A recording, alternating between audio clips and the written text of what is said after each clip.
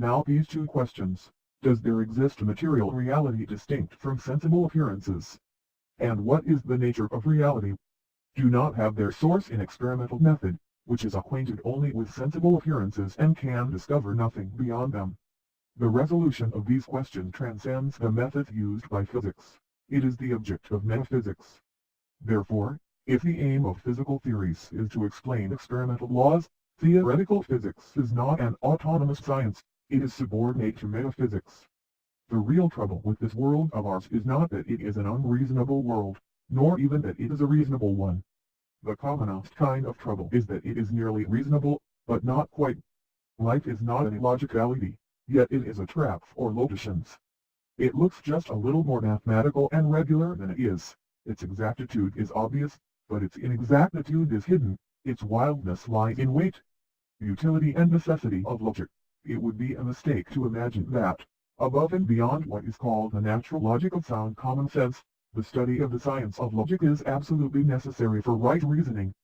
Men reasoned rightly before Aristotle ever formulated a canon of logic.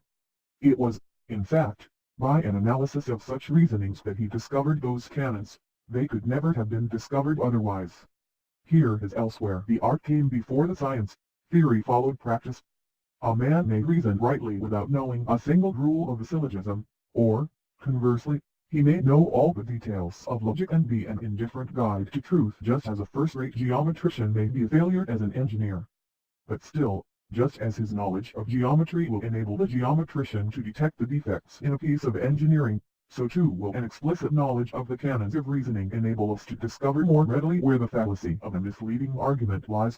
Without professing to guard us infallibly from error, logic familiarizes us with the rules and canons to which right reasoning processes must conform, and with the hidden fallacies and pitfalls to which such processes are commonly exposed.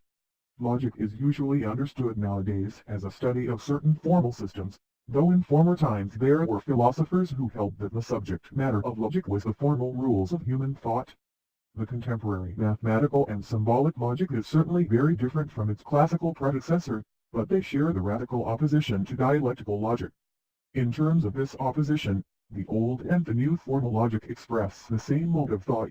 It is purged from that negative which looms so large at the origins of logic and of philosophic thought, the experience of the denying, deceptive, falsifying power of the established reality. And with the elimination of this experience, the conceptual effort to sustain the tension between is and ought and to subvert the established universe of discourse in the name of its own truth is likewise eliminated from all thought which is to be objective, exact, and scientific.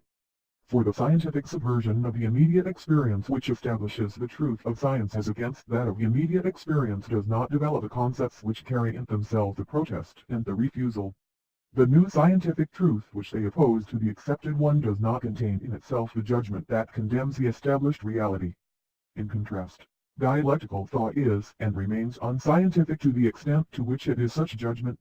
Logical analysis applied to mental phenomenon shows that there is but one law of mind, namely that ideas tend to spread continuously and to affect certain others which stand to them in a peculiar relation of affectability. In this spreading they lose the intensity, and especially the power of affecting others, but gain generality and become welded with other ideas. Neither in nature nor among human beings are either equal or randomly distributed outcomes automatic. On the contrary, grossly unequal distributions of outcomes are common, both in nature and among people, in circumstances where neither genes nor discrimination are involved. The idea that it would be a level playing field, if it were not for either genes or discrimination, is a preconception in defiance of both logic and facts.